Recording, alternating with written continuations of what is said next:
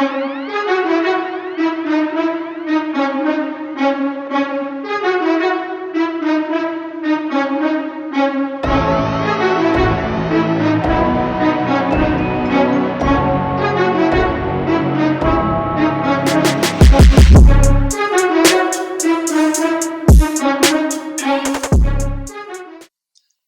what's up, everybody? Welcome back. This is Take It to the Hizzy Fantasy Football TITTH number 36. I'm your host, Justin Bruni. I got Nick Davis with me today.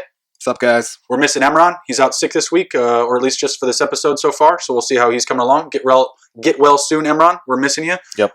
Can't wait to have you back for the next one, hopefully. But we still have a good group of topics on the board for today. We're leading off with some recent news. Tyrell Williams tearing his labrum. What do you think, Nick? Jeez, that's a bummer. They signed him last year to kind of step in there, be the number 2 behind Antonio Brown. Yeah. The Antonio Brown experiment did not last very long, so he did, show up a little bit, but he did seem kind of injury prone in a way. Like it wasn't like he was getting knocked out like for weeks at a time, but he did have a lot of ailments that hindered his production. So this injury really just boosts up the young guys on the wide receiver core. Yeah, absolutely. I think it's going to be all youth this year in 2020. You got sophomore Hunter Renfrow in there. You're bringing in third-round pick Bryan Edwards, first-round pick Henry Ruggs, the third. So, yeah, a lot to be excited there as far as the youth is concerned. I'm a lot higher on Ruggs now. He's my wide receiver 34. I had Edwards, hanging out like, in the low 100s, like wide receiver 115. But he's going to be shooting up the board. Yeah. And definitely got to put a little bit more respect on Renfrow's name. They're saying that, Williams is going to play through this injury, but I am not drafting this guy. He is instantly on my do not draft list. If you're tearing a labrum now and you're going to try to play through this thing, just not somebody that I'm going to be excited about come draft day. Yourself? I'm going to be staying away from him this year. He's definitely shown to me in the past 2 years that he really just can't stay healthy from day to day. And a labrum in his shoulder, he won't be able to go get those jump balls. Like I saw Jordan Reed do it with, a torn labrum, but that was like superhuman. And I don't think doing this for week to week is actually good for somebody. So I am staying away from him for sure. Yeah, absolutely. And we've seen what has happened to Jordan Reed. Yeah. He kind of fell off a map. So if there's any trend that's following there, you definitely don't want any piece of Tyrell Williams this year, which is a shame. I've been high on him in the past. I really enjoyed his time in San Diego when he was with the Chargers. Had a season where he put up, 69 catches, over 1,000 yards, had like 15 yards a catch. Had a lot of hype coming in for the Raiders, but like you said, Antonio Brown coming in, bad experiment, if you even consider that an experiment. Failed. Right? He was supposed to be the number 2, kind of, being shielded by a wide receiver 1. Then he was the lead dog there and maybe wasn't able to get it done. Only, 42 catches last year, 650 receiving yards. One of his second lowest numbers posted. The year before, he put up 653. So not great numbers. And with this extra injury, there's really just no need to draft him. So I think he's pretty easy to take off of your draft boards or draft queues this year. Definitely a stay away candidate. Yeah, the ones that are going to be shooting up the board, Bryan Edwards and Hunter Renfrow. Yep. Right now, with Bryan Edwards, I definitely want to, if someone's reaching for him, go ahead, reach for him. That's kind of how I am. I don't want to reach for somebody like that. Renfrow, he's kind of shown that he has the chemistry with Carr. He got a huge workload last year. I don't see anything changing, especially with this injury coming. That just makes Renfrow go up for me for sure. Mm-hmm. Ruggs is definitely still going to be that number 1 receiver. But, Bryan Edwards, they're hyping him up really high right now, but they are. There's a lot of smoke screens during training camp, so you got to kind of filter what you think is actually true and what's not true. Yeah, absolutely. With Edwards, I really like him, but it is coming from a ton of camp hype, right? He's going to be the traditional X receiver on the outside. Ruggs is going to be coming out of the slot, and they're talking about Renfrow being an outside guy as well. So Ruggs isn't going to be, lining up against the best secondaries, the best defensive backs on the field. He is going to have the opportunity to come out of the slot, create some space for himself and, turn on the afterburners. If I'm ranking them, obviously I'm going Ruggs, Renfrow, Edwards. Are you still in that order? No, yes, still in that order. But Bryan Edwards, no offense to Hunter Renfrow, but Bryan Edwards is a little bit more explosive than Hunter Renfrow. So I could see, Edwards showing up in like week 1, week 2, building that chemistry, getting a couple big plays, and just shooting up due to his athleticism and what he has to offer more than Renfrow. But right now I'm happy with the order that it is. Yeah, absolutely. I do think Bryan Edwards is going to have some opportunities, more so in the red zone now with Tyrell Williams gone. Mm-hmm. Obviously, I think Darren Waller is the guy that close to the goal line. Jason Witten's there too. Oh, they do have Jason Witten. What a delightful surprise. Jason Witten coming in and poaching all of our goal line touchdowns for Josh Jacobs. We saw it for years in Dallas, right? If you're Ezekiel Elliott owners, obviously Ezekiel Elliott's always putting up numbers, so you're not always too worried about Jason Witten getting his. But damn it, we want to see Jacobs break out this year, guys. Come on. I don't need Jason Witten stealing goal line, 2-yard catches for a touchdown. But I still do believe that Bryan Edwards will be, get more usage down there, has more opportunity in the red zone, right? Mm-hmm. Ruggs and Renfrow, they're going to be like the lesser options once they get that close to the goal line. So, got a love for Edwards. He's going to be moving up the ranks in my wide receiver ranking update. So definitely look out for that here in the coming weeks. Moving on, we got some news out of Jets camp. Can't be ever that great, right? Wide receiver coach out of the Jets is saying that Jamison Crowder is going to get 90 catches this year. 90 catches this year. What do you think, Nick? Instant reaction. I saw him in Washington, and a lot, and I watched him very closely. He is. This is kind of wrong to say. I feel bad saying it, but he's nothing more than a crossing route slot receiver. He's not a deep threat. I think Justin was looking at the catch percentage right before we started filming, and it was like 65%. 63% last season for Jamison Crowder. For a guy that literally just has all the space in the world to catch balls, he was only able to grab 63%. Yeah, and when I saw him in Washington, he was in Washington for about 3 years, I think. 4 years. 4 years, yeah. And he was most useful behind the line, getting those screens, and then also getting those crossing routes for the move to sticks. I believe that the Jets really tried to use him last year as a deep threat because Robbie Anderson was down for a little bit, right? I think he was down for a little bit. So Robbie Anderson's always in and out of the lineups. Yeah, so they tried to use him as a deep threat, which he's not at all. He's just a possession receiver. Yep. So 90, receptions, man, I'm definitely out on that one because I don't think absolutely. I don't think anything positive is coming out of Jets camp. No, Jamison Crowder is definitely a stay-away candidate for me this year. I was really high on this guy last year coming into the season, and I got smoke screened, just like we were talking about, with Bryan Edwards' love. You got to look out for this stuff, essentially like landmines in training camp, and they're going to be more prevalent this year because we don't get preseason games. Yeah. We don't get eye tests. We don't get to see it for ourselves, live action on the field, calling plays, getting penalties called on you and all this other stuff, right? So I'm not investing any stock whatsoever in Jamison Crowder this year. I was really high on him coming into last year. He got me super pumped. Week 1, recording 14 catches. I thought I had just cashed the ticket of all tickets. Wow, this guy's going to be golden for me this year. I really found him late in the draft. No, it was just a week 1 splurge. He had 14 catches on 17 targets, and he didn't even record 100 yards receiving. I said, not a deep threat. Yeah, exactly. Not a deep threat. Not going to take the ball deep. Average of reception for catch is 10 yards, right? He had 78 catches last year.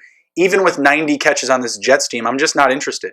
Denzel Mims is already getting hurt. Robbie Anderson did leave. They're lacking a deep threat. They have Brashad Perriman there. Are you high on Brashad Perriman? No. I kind of rode him last year because he was getting, some good chemistry with Jameis, but man, I'm not going to draft him. Yeah, he was playing with a guy that was literally just hurtling the ball every play. Of course, yeah, why not? If you have that guy there, but Darnold can't even throw 30 touchdowns or 30 interceptions. Yeah. That takes far too much, arm strength and down the field play.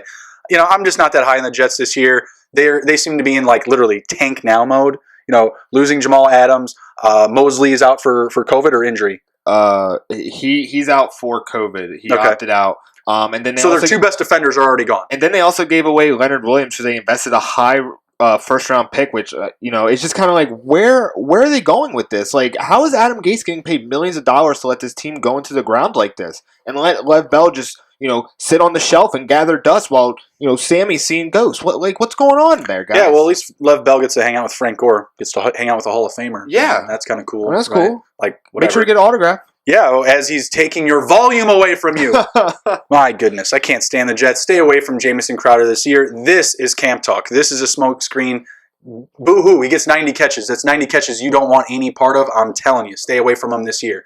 His draft value, late in the later rounds may be enticing as a bench guy, but you're literally going to be looking at his matchups. If you have a juicy matchups for the Jets, like I don't even know their schedule, but say they're playing, the Dolphins even, a good, opponent in the division, right? You need your star players on a bye that week because you're not going to start Jamison Crowder over a Marquise Brown, a Stephon Diggs, a Calvin Ridley. It's just not going to happen. Not in this offense. There's just no upside there whatsoever other than, sure, he gets 90 catches, but what's he going to do with them? Not get 1,000 yards. Definitely not get 1,000 yards. 78 catches last year. What did he have? 833. Oof. 12 more catches is not going to equate to another 150, 170 receiving yards for this guy. It's just not going to happen. Sorry, guys. Stay away in 2020. The positive camp talk that I'm actually really excited for is the Cincinnati Bengals. Now, I have had a lot of discussions about Cincinnati Bengals and how they let Marvin Lewis stay there for 15 years and just let them do mediocre crap, and just let everybody just run amok. But I am actually really glad to see that Joe Burrow is succeeding as he should be. T. Higgins is getting, basically popping off the screen with some of his catches. Let's get some respect. We talk about smoke screens, but please, for me, I'm just glad that Cincinnati's actually in a good place now. They were in such a bad place for so long that I was kind of tired of hearing about how Cleveland's going to take the division this year. Let Cincinnati have their row, and let them get excited. But I'm excited for those guys. Hopefully their offense just takes off and we see some big things in there. Yeah, Joe Burrow, first drive on 11 on 11s, 6 for 6, 69 yards and a touchdown. It's nice. It's good to see, right? Negative sides there. We're looking at A.J. Green, still kind of hurt, we'll say, right? He's in and out of practice. Very usual A.J. Green. Well, hopefully he can make it like 4-5 games this year before he ends his year for you. But I'm really liking Auden Tate, who's getting a lot of talk. He was a guy last year that obviously getting plugged and played in a Bengals lineup without an A.J. Green. You have Tyler Boyd there still. So I like Auden Tate a lot. He is competing with T. Higgins for the third wide receiver spot. And right now there's a ton of hype around him saying he's the preseason MVP. Doesn't necessarily mean that I'm going to get him on my team, on my fantasy squad. T. Higgins, Auden Tate, these other guys that we mentioned, Bryan Edwards, Renfro, they're going to be free options for you at the back end of your draft. You don't have to rush to any of these guys, but it's nice to see the positive talk there around the Bengals. I'm still assuming that their defense is not going to be that great, right? There's a reason why Joe Burrow can go 6 for 6 in practice. Kind of similar to like the Washington Redskins. We saw. Washington football team. Sorry. Oh gosh, it's WTF. WTF. My bad. So with the Washington football team, you see guys like Terry McLaurin, making like really great grabs, going over the top of his defenses and stuff like that. But those guys suck, just like a lot of the players on the Bengals defense, right? I think that we can take a little bit more hyper consideration out of the Bengals, just based off of the players that are there. I consider them maybe a tier high of the Washington football team. Sorry. Yeah. Another person I'm also getting kind of excited about. This is kind of like going back to how the video team actually portrays everybody, because like Chase Young's dominating people, but that guy's probably going to be doing water on week 1. So what I really get excited about is like Jalen Reagor taking Darius Slay to the house. That's what I'm getting excited about. Yeah. Seeing Trent Williams and Joey Bosa going against each other as Bears, that gets me excited because those guys are elite players. But the Washington team, they just love putting up those like terrible film, like when you actually like look into the film, you're like, man, like this guy isn't nothing. Like, and everybody's getting all hyped about Terry and stuff like that. Go ahead, get hyped for Terry. You're gonna be very disappointed, and it's just that's all I'm gonna say about that with the Washington team. Yeah, I mean, we hype up these guys all the time, right? We've seen Tyrell Pryor. My gosh! Practice videos, red zone touches for Tyrell Pryor. Man. So yeah, we've all seen it before. This is the time of the year where you're getting all that hype. You need to see through the smoke screen, essentially, not to keep driving that into the ground here. But yeah, you have to read in between the lines, and you really need to do your homework. Take it to the Hizzy, smash the like button, share the video, get on board with guys like us. Fancy pros. All the pundits that are available out there for you. Obviously, it's a pretty huge industry now. So, you need to read between the lines, see what's going down in camp where you're not going to get the eye test this year. So, yeah, just some names that we wanted to bring up out of camp that are interesting us this week. Next. One last thing about the Cincinnati Bengals. So, someone in Las Vegas is definitely buying into the hype for Cincinnati. So absolutely. Listen to this. So, One bettor in Las Vegas has wagered $5,000 on the Cincinnati Bengals to be the AFC number 1 seed. The odds are 250 to 1. So the bet would win $1.2 million. Whoa! That'd be pretty nice. I think if the Bengals somehow started off like 5-0 or 6-0, there would be a lot of pre-celebrating every weekend. That would be a ton of fun if you just had the money to throw that around, and you're a Bengals fan, because damn it, you gotta be to have that type of inclination. That's having the faith. Yeah. Oh yeah. Sure. Absolutely. Or just blind faith. It's faith still, right? It's still faith. Yeah, something like that. All right. Absolutely. All right. So moving into our topic of the show. We're going Jordan Howard versus Matt Breida in ADP battle, right? So I wrote this article yesterday. I got Brita ahead of Howard as far as ADP goes. I do have Brita ranked behind Howard in PPR. Howard is still the in between the tackles, first and second down runner for the Dolphins. He is still going to get used a lot, and that's his only upside this year. He could get 240, 260 carries. At most he's going to get 4 yards per carry, whatever that breaks out to, maybe 1,000 yards. But I just don't see it in Miami. I don't think that either of these guys will rush for 1,000 yards. Breida will only have a shot if Howard gets hurt. But the way that I see it, their offensive line is terrible. It was ranked 32nd last year in pass protection, 32nd in run blocking. Where's the upside here? They spent a first-round draft pick on offensive tackle Austin Jackson out of USC, but he may not start week 1. So again, I need to see some upside here for Jordan Howard. He ran behind a very bad Bears offensive line his rookie season. He hasn't had the same success running behind poor offensive lines since then. What do you think? Being a running back in Miami is not a fun thing. It's really hard. There's really no one on the line. Like, listen to the starting line right now. Julian Davenport. Who's that? I don't want to listen to this line, but go ahead. Eric Flowers. I saw him in Washington. Nothing to write home about. Ted Karras. I think he's like 40.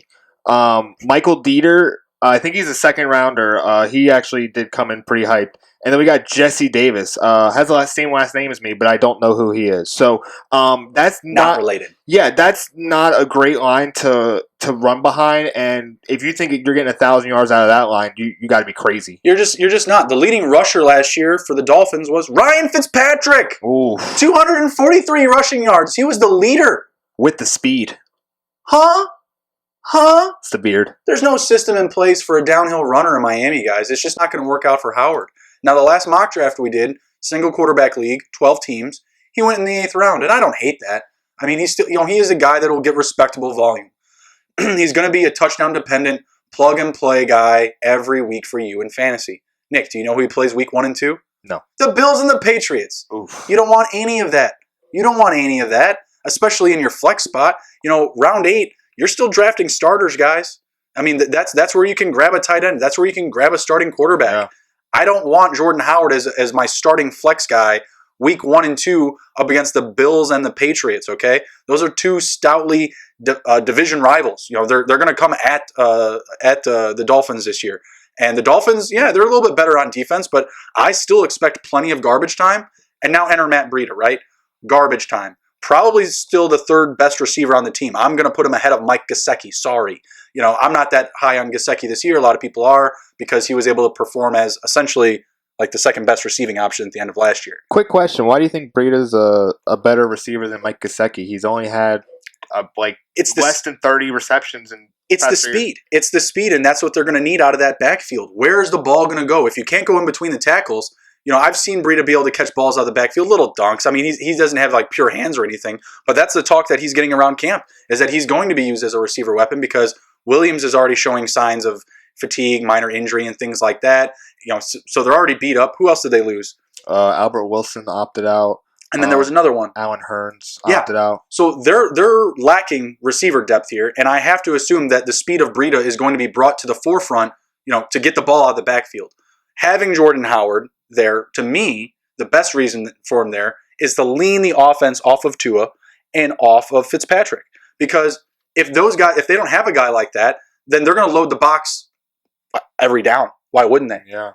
Because if you hammer this rushing offense for the Dolphins, you're forcing the Dolphins to pass a ton, and that's exactly what defenses want. They want Tua. They want Fitz passing the ball and having more opportunities to make mistakes.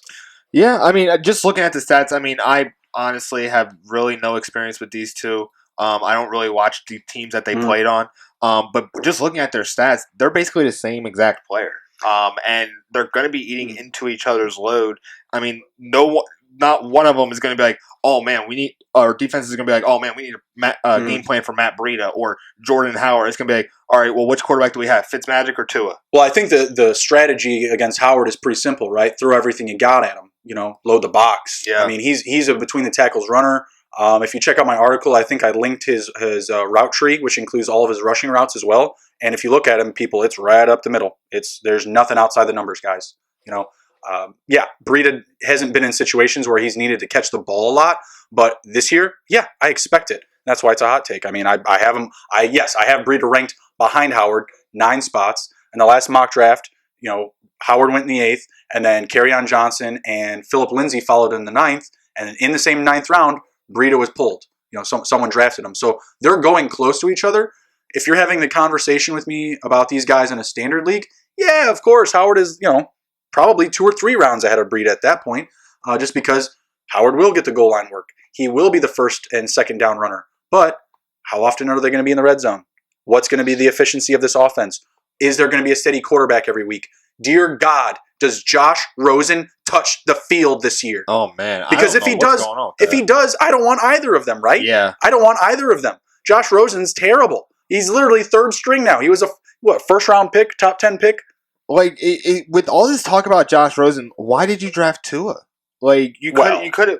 Well, it's just like tank for Tua. That's why. But Tua broke his hip, and he hasn't played a full season since high school. Hey, it's the Dolphins, man. I didn't create tank for Tua. No. I'm just saying, like, it's just kind of like, dude, like you brought in Josh Rosen, okay, like you got him basically at real extreme value. Then you draft a broken quarterback. He says he's fine. That's okay, cool. But can he last actually 16 games? Like, the last injury that he had was non-contact. They like what they see out of him. I've seen some of the preseason Tua workout videos. He looks good. He's doing his Dak Prescott, dance, arm, leg band thing. I don't know. Like, I'm not high on Tua, right? I mean, that's the whole point of this, is that Fitz, Tua, they're not savvy quarterbacks right now.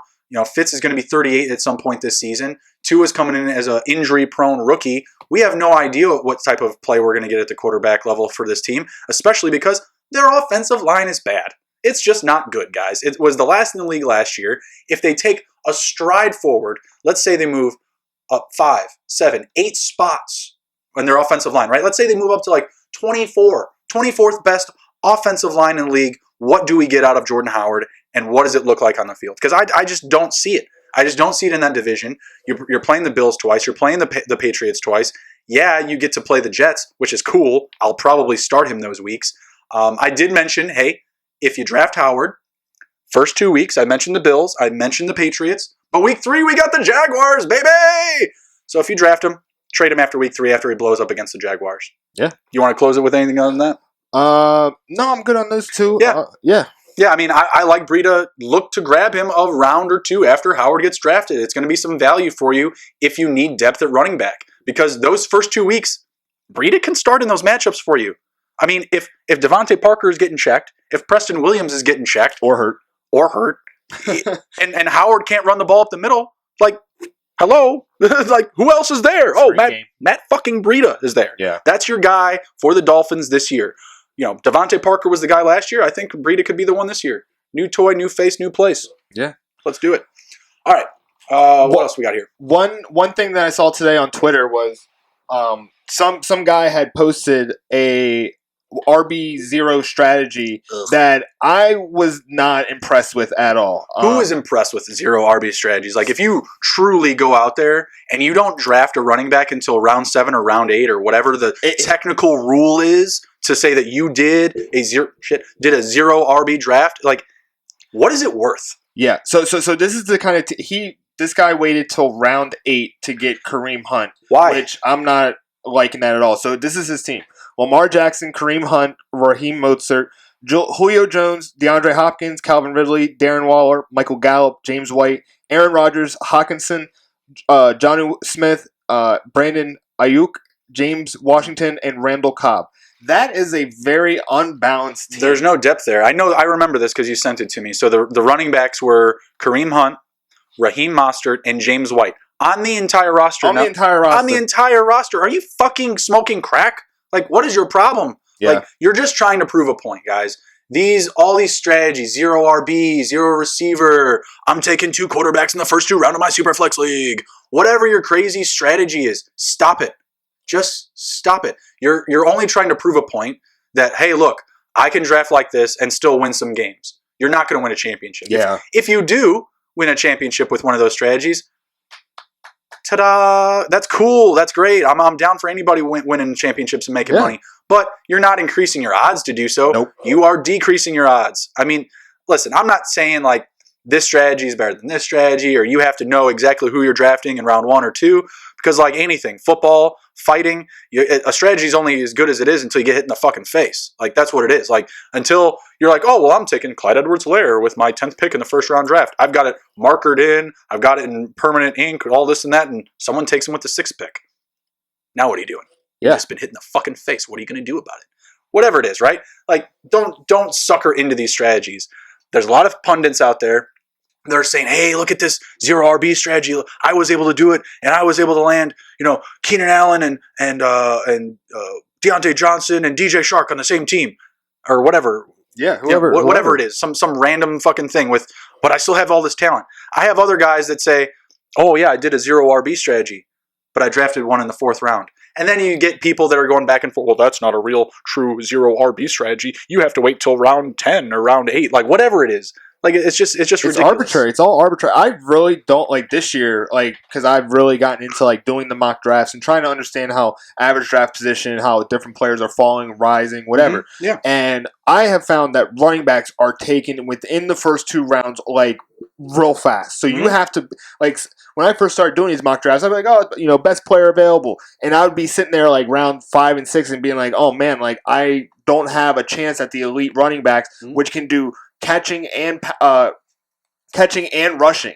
So that's basically 2 positions that they can do. A lot of these wide receivers, they're just one position. So they're just going to get their catches and their yards, but there's no rushing ability behind them. And when these guys are doing the RB0 strategy, really, they're just like trying to get you to buy into it so that they can do something else during draft day. Like, you got to always think about who you're playing with and who you're listening to, because they're just trying to get a couple suckers to do this strategy so that they can make sure that they win that game.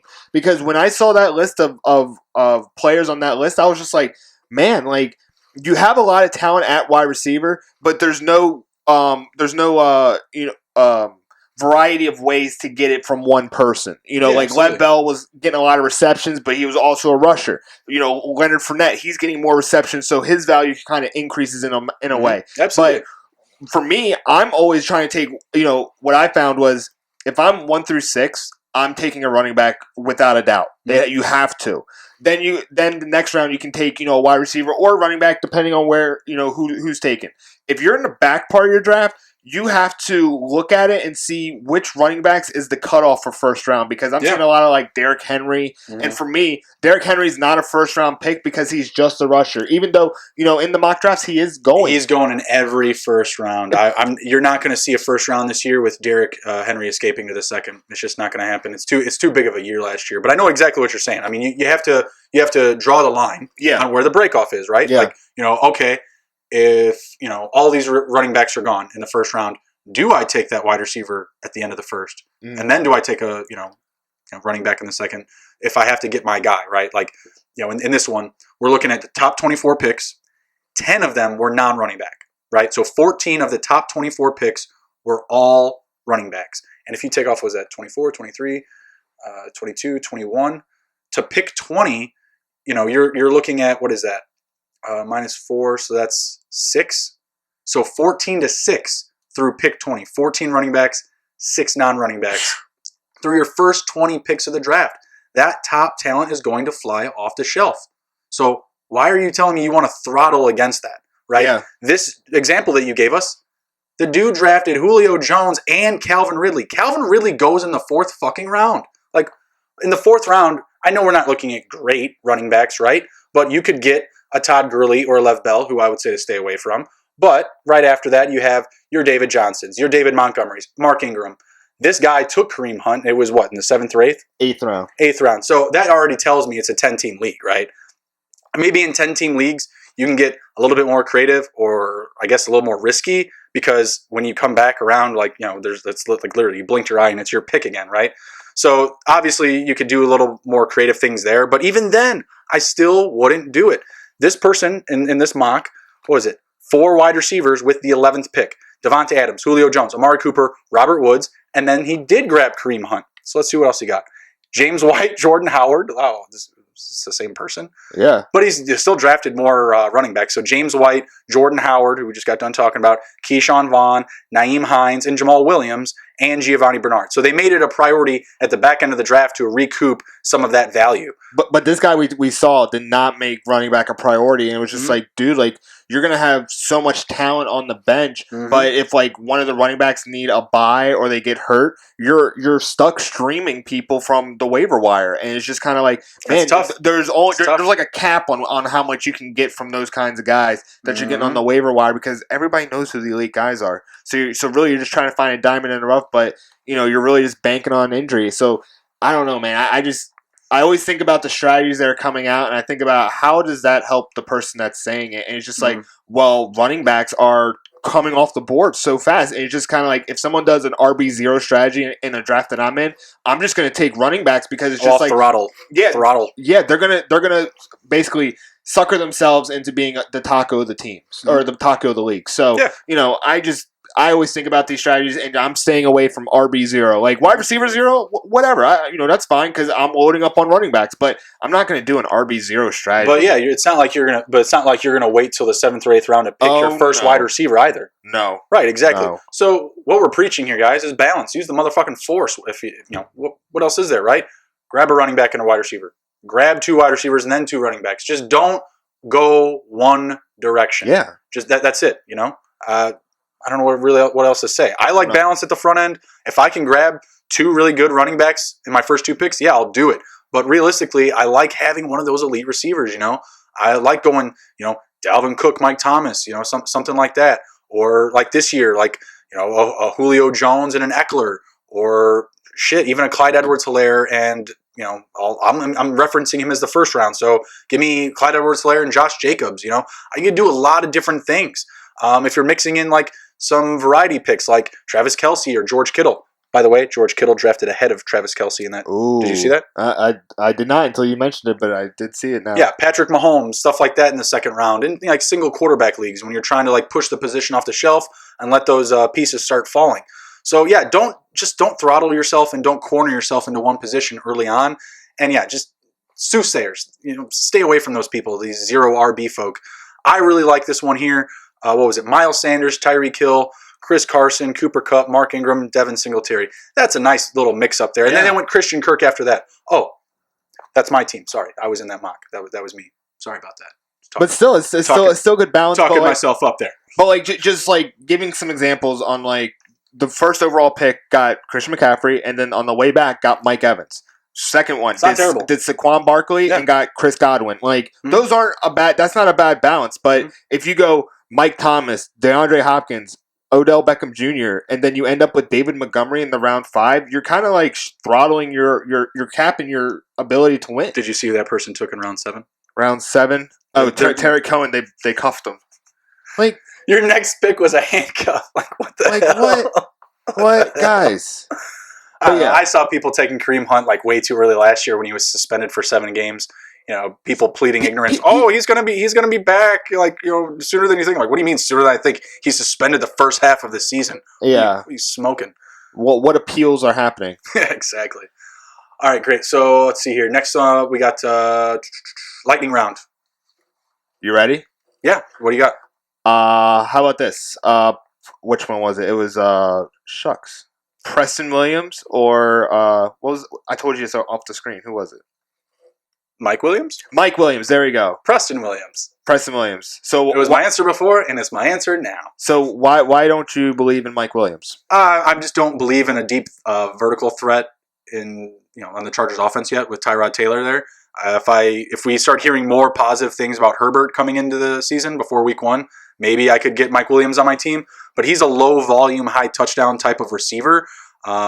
People were trying to compare DK Metcalf to him. No, not the case. No. Mike Williams is an ex route runner, down the seams, down the field, and I just don't trust Tyrod Taylor's deep ball right now, and that's where his biggest value is, or in the red zone, right?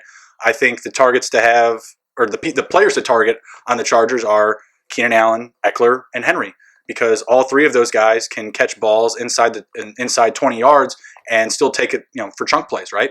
I just don't see that out of Mike Williams. Possession receiver has to, he's a go up and get it type of guy.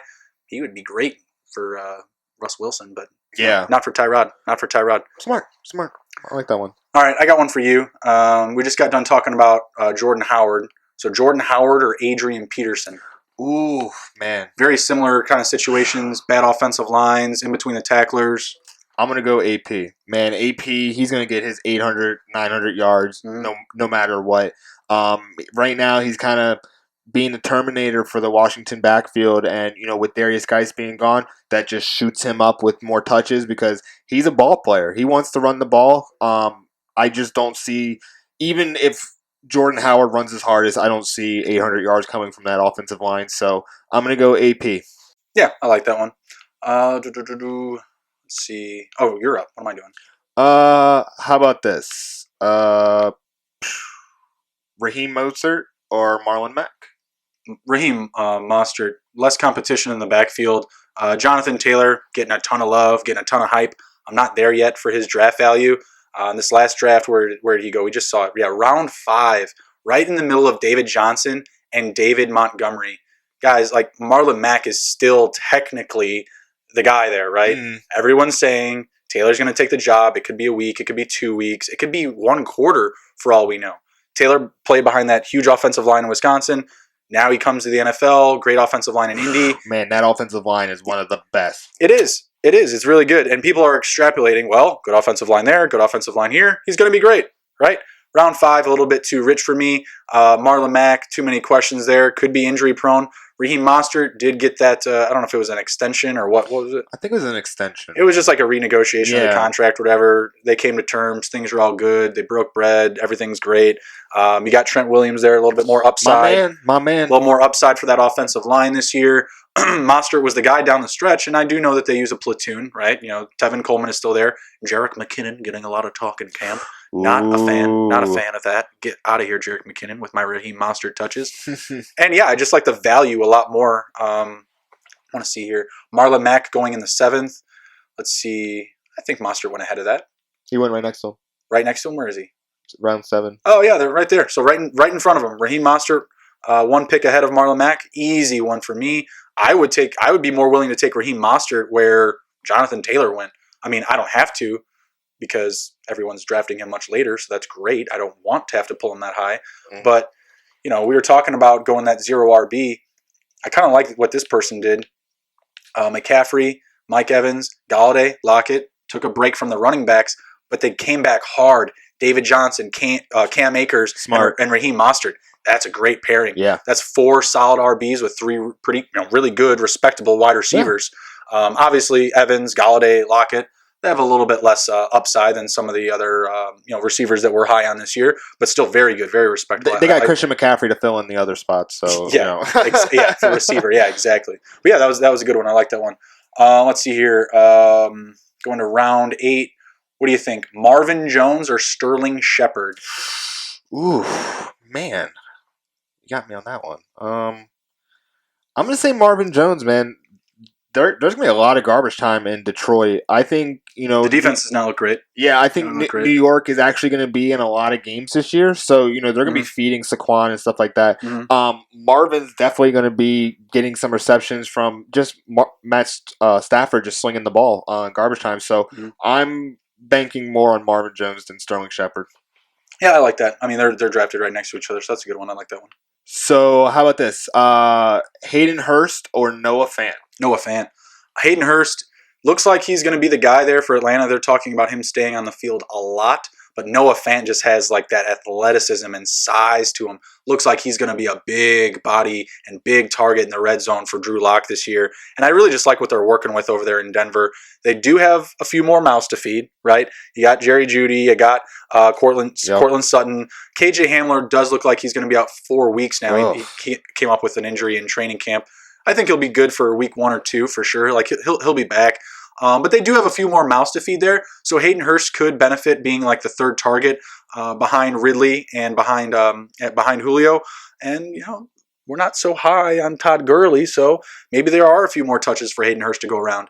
But if I'm comparing the two, I'm just going off of like pure athleticism, the size, the build. I like the system a little bit better there in Denver. I think it's going to favor Noah Fant a little bit more than Hurst. I'm on the other side. I'm going to say Hurst because what's his last name? Ogonkwe? I don't know. Albert O, the tight end coming from Missouri, played freshman year with Drew Lock in Missouri. Got, I think it was 14 touchdowns. Okay, I got you. Albert O is coming in, man, and he's going to take those touches from Noah Fant. So this year in particular, I'm going to say Hayden Hurst is going to score more than Noah Fant. It's good Noah Fant take. I haven't heard too many people talking that dude up. Or I'm hearing a lot of people talk up Noah Fant. I don't know who that Albert dude is. He was a 4th round pick, but see, like that's where my knowledge of like college sports come in and stuff is because I know these connections that were there in college. That dude, he's gonna be coming in being like, dude, remember what we did in freshman year? This is what we're gonna do right now. Yeah, I'll take the other side of that. Rookie tight ends coming in, they don't typically have a ton of success. Noah Fant was able to find a little bit last year. TJ Hawkinson. So I'm a little bit higher on those guys in their second years in the back end of my drafts, right? You're not paying high draft stock in Noah Fant. I think that Hayden Hurst is going pretty similar, if not a round or two ahead of him. A round ahead of him. Yeah, a round ahead of him. So I'll take a little bit more value there with Fant. Where Hayden Hurst was getting drafted, you saw a lot of those handcuffs. Tony Pollard, Alexander Madison. I like Devin Coleman in that round. Curtis Samuel. So yeah, a couple more pieces that you might be able to grab there before having to reach for Noah Fant. A lot of you are high on Jonnu Smith this year. I'm not so much. T.J. Hawkinson, Jack Doyle. Old boy did come down with a neck injury today. Not so happy about that. Man. Come on, Jack. Do better. Mike Gaseki, not high on him. A lot of people are. So yeah, there's like in that space, Hayden Hurst, Smith, Fant, Hawkinson, Doyle, Gaseki. I think the only one I'm willing to not draft is Mike Gesicki, right? Or Jonnu Smith. So any of those 4, Hurst, Fant, Hawkinson, Doyle, they're not terrible at the end of the drafts, but I'm still higher on Fant over Hurst this year. All right, let's see. Let's go back up to the top. How about a round 3 wide receiver? Amari Cooper or DJ Moore? Amari Cooper. Okay. I'm definitely that man is the most silent man I've ever seen at the wide receiver position for the Cowboys. You had Tyrell Owens and Michael Irvin, but this guy is just a silent worker. He's just going to catch the ball and run. And he learned that in Oakland. The connection that he had with Dak Prescott coming in mid-season was incredible. And I just think that, even though he's going to be getting some touches taken away because CeeDee Lamb's there, I think that the offense is going to be doing a little bit more passing. Mm-hmm. They're going to be using the run to definitely set up the pass, but, once they get rolling, man, they're going to start slinging the ball. So I think that there is a possibility that Dak Prescott might have 5,000 yards throwing this year.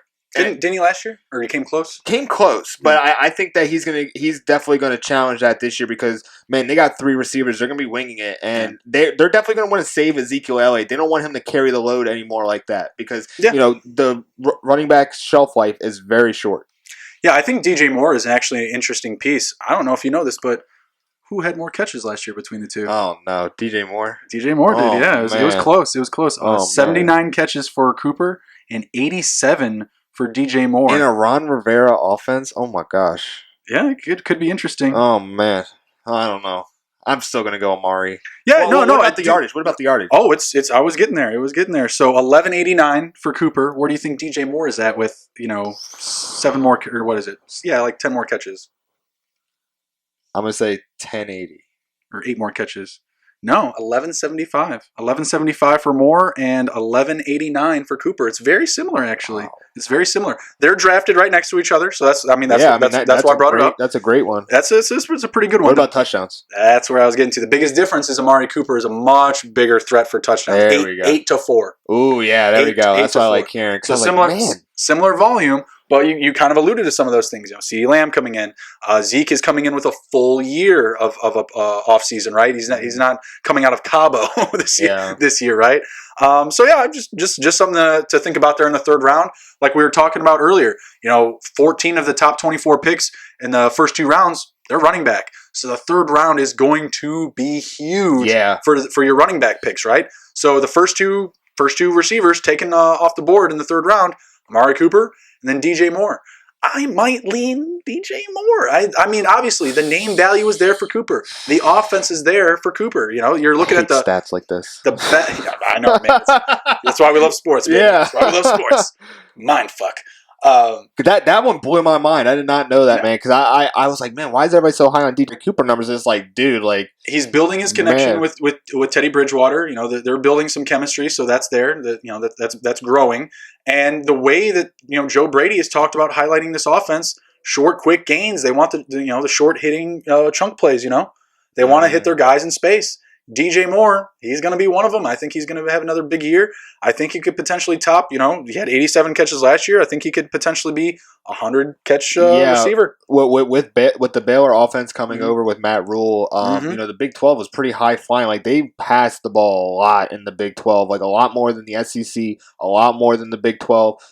You see a lot of receivers come out of Baylor, too, like Denzel Mims. He was one of those guys. So, I definitely see it possible. Curtis Samuel is not Michael Gallup, and Roby Anderson is not CeeDee Lamb. But Christian McCaffrey and Zeke, they're pretty. Yeah, but see how the offenses are being built in the NFL is that they're spreading out the defenses. Yeah. So it really, you just got to beat them one-on-one. And I think DJ Moore can definitely beat a lot of NFL cornerbacks one-on-one. So if he gets behind them, man, Teddy Bridge just got to send it to him. So yeah, he's very reminiscent of Steve Smith. I like what I see out of I almost called him Steve Moore, DJ Moore. Love what I see out of him. I think if I can get him in the third, and I've already got two solid running backs, I'm going to be feeling really good. I'm going to be feeling great. Even better if I somehow get DJ Moore at the end of the third and I take another receiver right there with him. I would be elated. That would be perfect. Don't let it happen. All right. So how about one last one? All right. What do you got? All right. Close it out. Nick Chubb or Josh Jacobs? Taken right next to each other. Nick Chubb in the first round and Josh Jacobs at the beginning of the second round. Yeah. 12th and 13th. I like Josh Jacobs a little bit more. When you're talking PPR, I still think Josh Jacobs, I think standard. No, I mean, they're right there. I mean, Chubb doesn't catch a lot of balls either. Jacobs traditionally doesn't catch a lot of balls, but we're hearing a lot of news that Jacobs is going to stay on the field for third downs. He had 20 catches last year. Maybe he grabs another 10 to 20 balls, even if he catches 40. I know he's talking about like catching 60 on Twitter, but that's Twitter talk. You're not running the playbook there, Jacobs. I definitely think he can double that easily. Like 40 catches, I don't think is that huge. We just got done talking about Tyrell Williams getting hurt, his torn labrum. Yeah. So maybe there's a couple extra targets to go around. I do know that they signed Theo Riddick. I don't know if he necessarily makes it to week one. Kick returner. Yeah, who did they just add and then drop? Forgot who that was. Who was that? They just added him and then dropped him within days.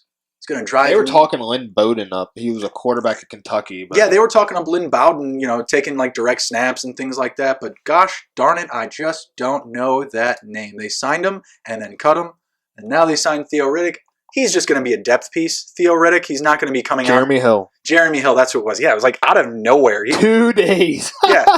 I don't know what you did in those 2 days, bruh, but it was a lot worse than whatever Antonio Brown did. I'll tell you that much. He looked at John Gruden wrong. John's like, nah, he's got to go, man. I'm out. Yeah, I just don't like that attitude around here. Guy's got a mouth on him.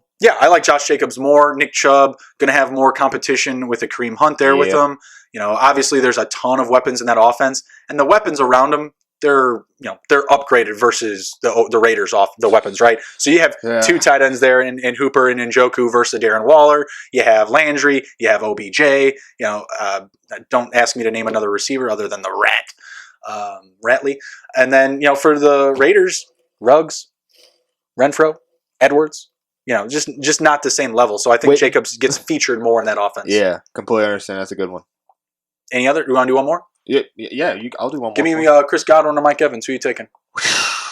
I'm going to say Chris Godwin because Mike Evans is more of a deep threat, and I don't think Tom Brady has the arm to chuck the ball to him all the time. He's definitely going to get his deep threats, but Chris Godwin's going to be more the one to move the ball and trying to set up for that shot to Mike Evans. So there's just going to be a lot more volume going to Chris Godwin. Gronkowski's been talking up that Brady arm in camp, saying it looks better than it did. Looks great. Hey, everyone's got to do something. They got to. What else are they going to say to beat reporters? Today practice was awful. Tom, he smacked my ass, but he couldn't complete a pass. Like, I just don't understand. I don't know. Tom took my water. We're supposed to have our own. With everything going on, this is unbelievable. I'm done with this. Send me back to New England. Can he do that? Can they do that? I don't know, man. Sometimes people get No, they traded away his pick. They traded him for a pick. Oh yeah, it was like a 4th round pick or something like that. Chess, not checkers. Hashtag Bill Belichick. Yeah, there we go. All right, guys, that was TITTH number 36. I'm Justin Bruni. I'm Nick Davis. We're missing Emron Khan. Hopefully he'll be back next time. Get back here, Emron. Get better. And we'll see you guys next time. Take care. Share the post, like the page, everything. Take care. Be well. See you guys. Follow us on Twitter. That too. Later. Bye.